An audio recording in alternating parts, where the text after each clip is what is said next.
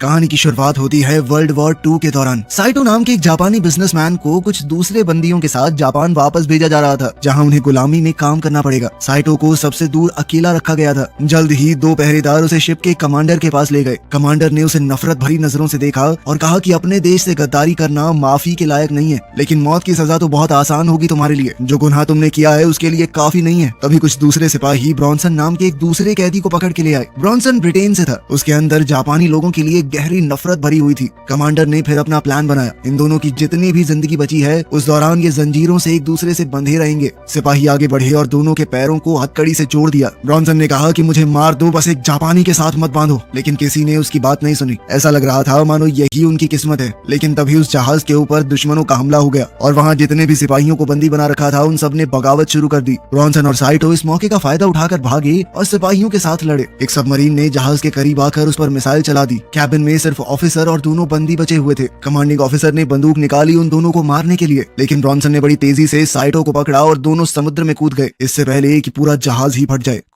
कुछ घंटों बाद ब्रॉन्सन तैरते हुए साइटो को एक सुनसान आइलैंड तक ले गया। जमीन पर पहुंचकर वो बेहोशी में गिर पड़ा। अगले दिन साइटो ने उठकर सोचा कि ये सब एक बुरा सपना था, लेकिन जब उसने अपने पैर में जंजीर देखी तो सच से सामना हुआ। उसने ब्रॉन्सन को जगाने की कोशिश की, लेकिन वो बेहोश पड़ा रहा। पास में एक सिपाही की लाश भी मिली जो किनारे पर बहकर आ गई थी और साइटो ने उसकी बंदूक निकाल ली। अब वो सोच ही रहा था कि ब्रॉन्सन को गोली मारकर आजाद हो जाए, लेकिन ब्रॉन्सन ने अचानक उठकर उस पर हमला कर दिया। दोनों के बीच में जबरदस्त लड़ाई हुई। जब वो दोनों समुद्र के किनारे लड़ रहे थे तभी पानी से एक भयानक सी चीख सुनाई दी। ब्रॉन्सन ने साइटो को समुद्र में धकेलने की कोशिश की, लेकिन साइटो के घायल पैर से खून बहने लगा, जिसे सूंघकर वो अनजान जीव उनके पास आने लगा। इस जीव ने ब्रॉन्सन को झटके से खींचा और उस पर हमला किया। तेज पंजे और बिजली जैसी रफ्तार। साइटो ने तुरंत बंदूक उठाई और पहले ब्रॉन्सन पर निशाना साधा, लेकिन ब्रॉन्सन को न मारते हुए उस जीव को मार दिया। वो जीव पीछे हटा और पानी में गायब हो गया। ब्रॉन्सन अब घायल हो गया था। दोनों समझ गए कि इस आइलैंड पर उनकी आपस की दुश्मनी से कहीं ज्यादा खतरनाक कुछ और मौजूद है। दोनों ने एक समझौता किया ताकि जिंदा रह सकें। बीच से थोड़ी दूर जाकर ब्रॉन्सन ने पूछा कि वो जीव क्या था, लेकिन वो दोनों अलग भाषा बोलते थे, तो साइटो ने सिर्फ समझने का नाटक किया, लेकिन उसका चेहरा साफ दिखा रहा था कि वो जानता है कि उसने अभी क्या देखा है। साइटो क्रैब उसके हाथों से मिट्टी में गिर गया।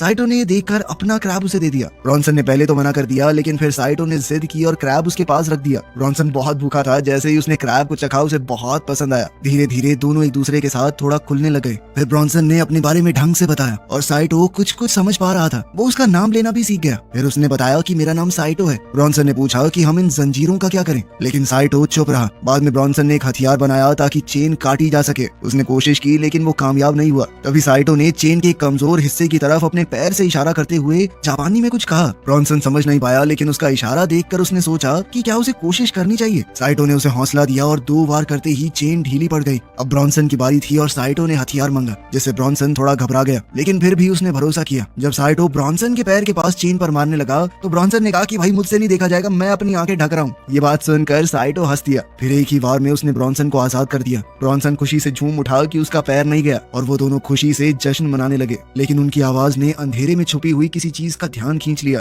साइटो को महसूस हुआ कि कोई चीज उनके पास आ रही है और दोनों सतर्क हो गए, लेकिन वो प्राणी जल्द ही वहाँ से गायब हो गया। दोनों ने हथियार उठाए और सबूत ढूंढने निकल पड़े। साइटो को रेत में कुछ निशान मिले और उसने एक छोटी सी जांच शुरू की, लेकिन तभी एक आवाज ने उसका ध्यान खींच लिया। जब उन्होंने पलट कर देखा तो पता चला कि ये तो 2 जापानी फौजी हैं, जिनके साथ एक कैदी भी है। ब्रॉन्सन को शक हुआ कि साइटो अब उसका साथ छोड़ देगा, लेकिन साइटो ने ब्रॉन्सन को दिखाने के लिए कि वो उस पर भरोसा कर सकता है अपना हथियार उसे दे दिया और कहा कि जल्दी से छुप जाओ। साइटो वहीं रुक गया और उसने देखा कि खाना उबल रहा है। तभी एक फौजी को कुछ महक आई और वो देखने गया, जहाँ उसे लगा कि कोई कैंप में सो रहा है। साइटो सामने आ गया और कहा कि गोली मत चलाना, और ब्रॉन्सन दूर से ये सब देखता रहा। फौजियों को ये नहीं पता था कि साइटो को एक गद्दार घोषित किया जा चुका है, इसीलिए वो उस पर भरोसा करने लगे, लेकिन ब्रॉन्सन ये नहीं जानता था कि असली खतरा उसके बिल्कुल पीछे है। कैंप में साइटो ने अपने पुराने साथियों से पूछा कि क्या कोई बचा है। उस आदमी ने जवाब दिया कि सिर्फ हम लोग ही बचे हैं, क्योंकि उन्होंने लाइफ जैकेट पहनी हुई थी, बाकी सब डूबकर मर गए। ब्रॉन्सन को थोड़ा देर से समझ आया कि समुद्र का वो जीव उसके पीछे है। वो इतना डर गया कि समझ नहीं पाया क्या करना चाहिए और आखिरकार उसने अपनी आंखें बंद कर ली, लेकिन जब उसने दोबारा आंखें खोली तो देखा कि वो डरावना जानवर वहाँ से गायब हो चुका है।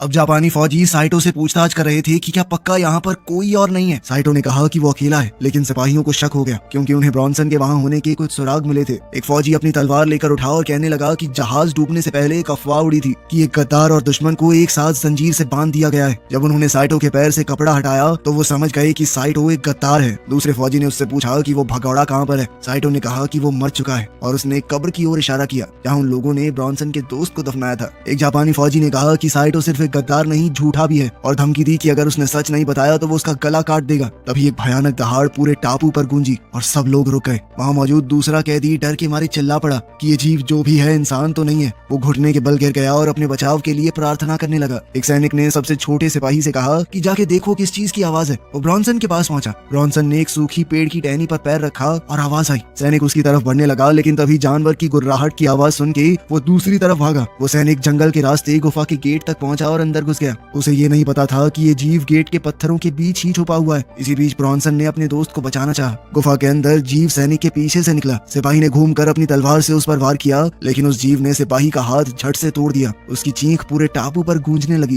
दूसरे सिपाही ने सोचा कि ये साइटो की वजह से हुआ है, तो वो उसे मारने गया, लेकिन ब्रॉन्सन ने उस पर वार करके उसे ही मार डाला। जब ब्रॉन्सन उस पर गोली चलाने ही वाला था, तभी जीव ने सिपाही का सर उन पर तोड़कर फेंक दिया और एक भयानक चीख मारी। दोनों वहाँ से छुपने के लिए भागे। जीव घायल सिपाही के पास पहुंचा और उसे पूरा खत्म कर दिया। दूसरा कैदी भी भागा, लेकिन जीव उस पर चढ़ गया और ब्रॉन्सन और साइटो दूर से ये सब देख रहे थे। उन्होंने तय किया कि उन्हें निकलना चाहिए, लेकिन जीव ने उन्हें भी देख लिया और पीछा करने लगा। दोनों जंगल की तरफ दौड़ने लगे और साइटो मशेटी से रास्ता साफ करता गया। ब्रॉन्सन ने कहा कि मेरे पास एक प्लान है और हम दोनों को रुकना चाहिए, लेकिन साइटो को उसकी भाषा समझ नहीं आई और वो आगे बढ़ता गया। ब्रॉन्सन लड़खड़ा कर पीछे रह गया और वो जीव तुरंत उस तक पहुंच गया। घबराकर ब्रॉन्सन ने गोली चला दी, लेकिन गोली चूक गई। उसकी आखिरी गोली बर्बाद हो गई थी। उस जीव ने ब्रॉन्सन का गला पकड़ लिया और उसे मारने के लिए अपना पंजा उठाया, लेकिन साइटो ने अचानक वापस आकर उस जीव पर हमला कर दिया, जिससे ब्रॉन्सन छूट गया। दोनों इस मौके का फायदा उठाकर वहाँ से भागे, लेकिन एक ढलान में फिसलकर नीचे गिर गए, जिसमें दोनों को ही काफी चोट लगी और वो घायल हो गए। अगले दिन वो दोनों बहुत ज्यादा घायल थे। जब उनकी आंखें खुली, साइटो ने देखा कि उसके सीने में एक तीखी चीज घुसी हुई थी। तेज दर्द के साथ उसने उठकर मुश्किल से उस तीखी चीज को निकाला। उस वक्त ब्रॉन्सन एक सड़े हुए लकड़ी के टुकड़े पर पड़ा था, जो झरने के किनारे लटका हुआ है। जब उसने हिलने की कोशिश की तो वो लकड़ी झूलने लगी और ब्रॉन्सन संतुलन बनाने के बावजूद फिसल गया। नीचे एक पत्थर से टकराया और पानी में गिर गया। पानी के नीचे उसे पहले हमले की यादें आने लगी और मुश्किल से तैरकर जैसे तैसे वो किनारे पर पहुंचा।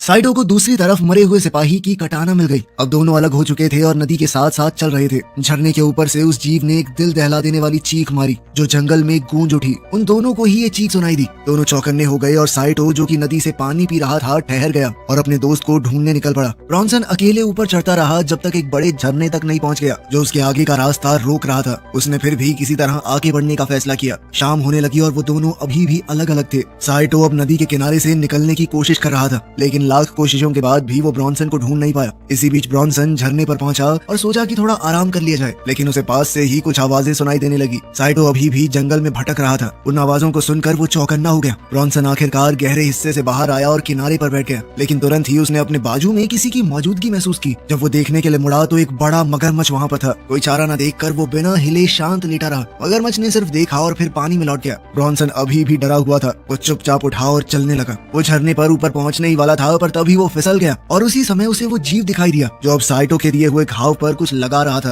ब्रॉन्सन को समझ आया कि ये कोई बेवकूफ जीव नहीं है। वो सोच समझ सकता है, अपने घावों को ठीक कर सकता है, और अब वो इस कोशिश में लग गया कि कैसे साइटो को ये बात बता सके। लेकिन गलती से वो एक आवाज कर बैठा और फिर किसी तरह छुप कर वहाँ से निकलने की कोशिश में लग गया। वो छुप कर देखता रहा जब वो जीव नदी के किनारे जा रहा था। तभी अचानक उसी मगरमच्छ ने जीव पर हमला कर दिया और उसे घसीट कर ले गया। पानी तुरंत लाल हो गया और कुछ देर तक मगरमच्छ सांस लेने के लिए तड़पा। तभी उस जीव ने पानी से उभर कर उसे दो हिस्सों में चीर दिया। ब्रॉन्सन ये देखकर और भी ज्यादा डर गया। उस जीव ने एक और बेहद तीखी चीख मारी, जो दूसरी ओर साइटो तक पहुंच गई। ब्रॉन्सन तुरंत भागा। साइटो अब भी जंगल में उसे ढूंढ रहा था। कुछ देर बाद अचानक से साइटो ने एक अजीब सी चीज देखी। वो पास गया तो देखा कि एक लाश पेड़ से बंधी हुई थी। ये देखकर वो बेहद डर गया और एक गड्ढे में लड़खड़ा कर गिर पड़ा। गड्ढे के अंदर साइटो को एक और वैसे ही जीव का सर मिला। वो कुछ देर तक उस नजारे को देखता रहा और फिर समझ गया कि ये मर चुका है। एक नई उम्मीद के साथ उसने वहाँ से निकलने का फैसला किया और लाश के पास कुछ काम की चीजें ढूंढने लगा। उसे लाश के हाथ में एक बंदूक मिली और जमीन पर गिरे गोली के खोखे को देखकर उसे पता चला कि इस आदमी ने ही उस जीव को मारा होगा। फिर साइटो ने बंदूक भी उठा ली। अब उसके पास एक कटाना और एक पिस्टल थी, तो अब उसने सोचा कि मैं भी उस जीव का शिकार करूंगा। रास्ते में उसे एक टूटे हुए प्लेन का मलबा मिला और वो पानी में उतर कर उस तक पहुंचा। जब वो उस आधे डूबे हुए प्लेन के अंदर गया तो उसे कुछ चीज दिखाई दी। इसी दौरान ब्रॉन्सन ने भी प्लेन के एक और टुकड़े को ढूंढ निकाला और वो भी उसी प्लेन तक पहुंचा। प्लेन के अंदर जाने से पहले उसने कुछ रद्दी लोहे के टुकड़ों से एक काम चलाऊ सा हथियार बनाया। फिर वो प्लेन के अंदर गया और वहाँ उसे फ्लेयर गन, लाइटर, सिगरेट्स और कुछ और भी चीजें मिली। लेकिन एक चीज ने उसकी नजर खींच ली। उस चीज को पकड़ने के चक्कर में वो फिसल गया और उसने देखा कि प्लेन के पंख में कुछ अटका हुआ है। जब उसने करीब से देखा तो पता चला कि वो एक बम है। इस बम को देखकर उसे एक आइडिया आया। अब ब्रॉन्सन ने थोड़ी देर आराम किया और एक सिगरेट जलाई। सिगरेट पीते हुए उसे किसी के कदमों की आहट सुनाई दी। जब उसने मुड़कर देखा तो वहाँ साइटो खड़ा था। ब्रॉन्सन ने उससे पूछा कि वो कांप क्यों रहा है और साथ ही उसे सिगरेट थमा दी। साइटो ने मना कर दिया और कहा कि उसे कुछ जरूरी दिखाना है। ब्रॉन्सन को कुछ समझ नहीं आया तो साइटो ने अपने लाइटर का इस्तेमाल करके उसे समझाने की कोशिश की। दोनों एक साथ एक गुफा तक गए और वहाँ पहुंचकर साइटो ने एक अजीब सी चीज की ओर इशारा किया। दोनों ने देखा कि वैसी ही एक मादा एक और अंडे को सेक रही थी। ब्रॉन्सन धीरे धीरे उसके पास गया, लेकिन साइटो ने उसे चेतावनी दी कि ये एक मादा है, इससे दूर रहो, ये अपने घर और बच्चे को बचाने के लिए बहुत ज्यादा खतरनाक हो जाती है। लेकिन ब्रॉन्सन ने कहा कि वो बिना उसे मारे यहाँ से जाएगा नहीं। साइटो ने उसे समझाने की कोशिश की कि अगर हमने एक मादा को मार दिया तो ये बाकी के जीव बहुत ज्यादा खतरनाक हो जाएंगे, वो किसी भी हाल में हमें खत्म करके रहेंगे। लेकिन ब्रॉन्सन ने कहा कि या तो वो जिंदा रहेंगे या हम। उसके पास एक आइडिया था और उसने साइटो से अपने साथ चलने के लिए कहा। फिर ब्रॉन्सन ने साइटो को वो बम दिखाया जो उसे प्लेन में मिला था और कहा कि मुझे ये उस मॉन्स्टर के घर तक ले जाने में मदद करो। दोनों मिलकर बहुत मुश्किल से बम वहाँ ले गए। वहाँ पहुंचकर उन्होंने देखा कि ट्रिगर टेढ़ा हो गया है। ब्रॉन्सन ने उसे ठीक करने की कोशिश की, लेकिन साइटो ने कहा कि जल्द से जल्द यहाँ से निकलते हैं, कभी भी फट सकता है ये। इसी बीच वो मादा अपनी गुफा की तरफ लौट रही थी। ब्रॉन्सन ने कहा कि प्लेन में एक इमरजेंसी हथौड़ा है, वो काम आ सकता है, लेकिन वहाँ उनमें से किसी को रुकना पड़ेगा ताकि वो बम को एक्टिवेट कर सकें। साइटो ने उदासी से कहा कि मेरी वजह से हम लोग यहाँ पर हैं, और वो वहीं रुकने के लिए तैयार हो गया। लेकिन तभी उन्हें उस मादा की गरज सुनाई दी। दोनों ने ही बाहर जाने का फैसला किया। जॉनसन ने एक फ्लेयर जलाई ताकि वो अंधेरे में देख सके। जब साइटो पहरा दे रहा था तब जॉनसन हथौड़ा निकालने की कोशिश करने लगा, लेकिन हथौड़ा फंसा हुआ था और उसे खींचने में बहुत जान लग रही थी। तभी एक मॉन्स्टर साइटो के सामने आया और साइटो तुरंत लड़ने को तैयार हो गया। दोनों के बीच जबरदस्त लड़ाई हुई और वो जीव बहुत ही सेफ और समझदार तरीके से लड़ रहा था। आखिर में ब्रॉन्सन हथौड़े को प्लेन से निकालने में कामयाब हो गया। साइटो ने डटकर उस मॉन्स्टर का मुकाबला किया और उसे प्लेन के करीब धकेल दिया। ब्रॉन्सन को हथौड़े से कई बार वार करने का मौका मिला। वो दोनों ही उस जीव के साथ लड़ाई में लग गए और कुछ देर के लिए उसे कोने में दबा भी दिया। लेकिन जब उन्होंने आसमान की तरफ देखा तो उन्हें आग धीरे धीरे बुझती हुई नजर आने लगी। फिर जब उन्होंने सामने देखा तो वो जीव वहाँ से गायब हो चुकी थी। फिर दोनों जल्दी से गुफा की तरफ लौटे ताकि काम पूरा कर सके।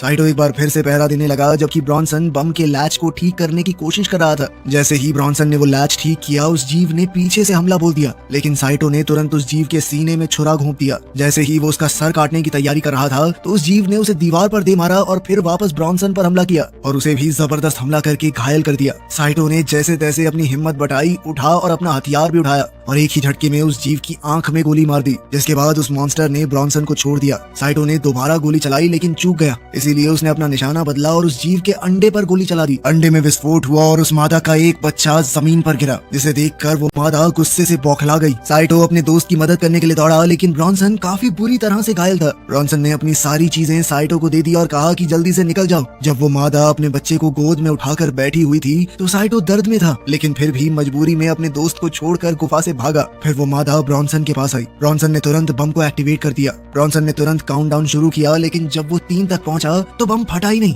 तभी उसे अपने दोस्त साइटो की बात याद आई। उसने साइटो के बताए तरीके से बम को एक्टिवेट किया और एक बहुत बड़ा धमाका हुआ, जिसे साइटो ने दूर से देखा।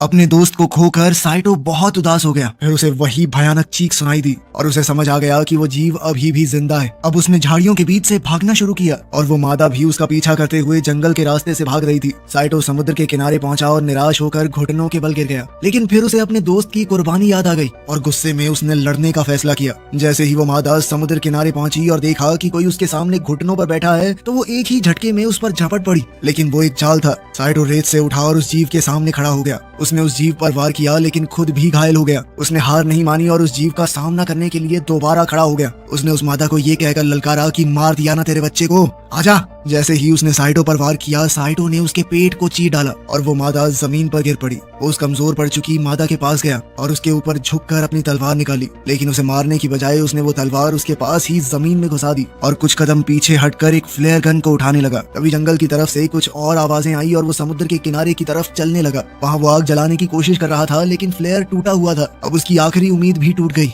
एक थका और हारा हुआ साइटो रेत पर गिरकर बेहोश हो गया। कुछ घंटों बाद साइटो की आंख एक अमेरिकी जहाज पर खुली, जहाँ एक ऑफिसर उससे पूछताछ कर रहा था। साथ में एक जापानीज ट्रांसलेटर भी था। ऑफिसर ने पूछा कि क्या ब्रॉन्सन ने उसकी मदद की थी, लेकिन साइटो चुप रहा। फिर ऑफिसर ने ट्रांसलेटर से कहा कि इससे पूछो इसने क्या किया है, इसका जुर्म क्या था। साइटो ने जवाब दिया कि मैंने अपने ही कमांडर को मार दिया, क्योंकि वो बेकार ही मेरे सारे साथियों को मौत की तरफ धकेल रहा था। ऑफिसर फिर से ब्रॉन्सन के बारे में बात करने लगा और साइटो को उसके साथ बताए हुए पल याद आ रहे थे। आखिर तक आते आते वो दोनों सच्चे दोस्त बन गए थे। ऑफिसर ने पूछा कि क्या कोई और भी जिंदा है उस आइलैंड पर। साइटो ने कहा कि वहाँ कोई नहीं बचा। फिर वो जहाज की खिड़की से बाहर देखने लगा। जब उनका जहाज किनारे से दूर जा रहा था तब पता चला कि वहाँ तो वैसे कई और जीव भी जिंदा हैं और इस आइलैंड पर उनका ही राज रहेगा। वीडियो पसंद आई तो लाइक कर देना, चैनल को सब्सक्राइब कर लेना। मिलते हैं अगली वीडियो में।